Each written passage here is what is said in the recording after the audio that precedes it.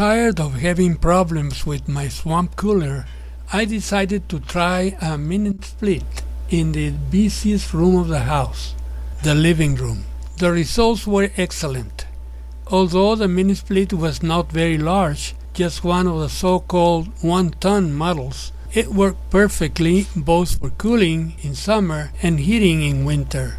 This summer has been especially hot and helped me discover I was neglecting the cooling of another especially important room, the kitchen. The room temperature was unbearable precisely at noon when preparing and serving food.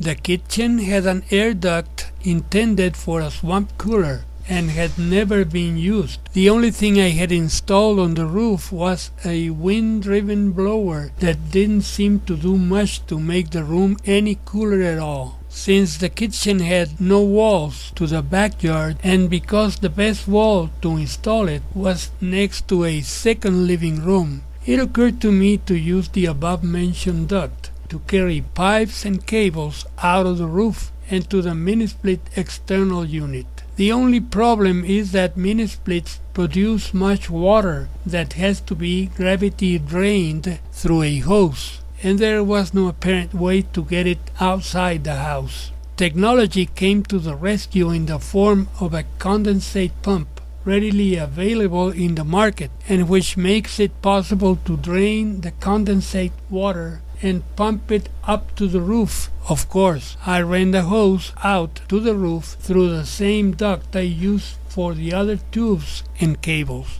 After this, the minisplit is working perfectly, and since the kitchen is smaller than the living room, I adjusted it for a mild cooling temperature, thus consuming very little electricity. I hope this video has been of some use to you. Thanks for watching and please subscribe to my channel. Chao Tarin.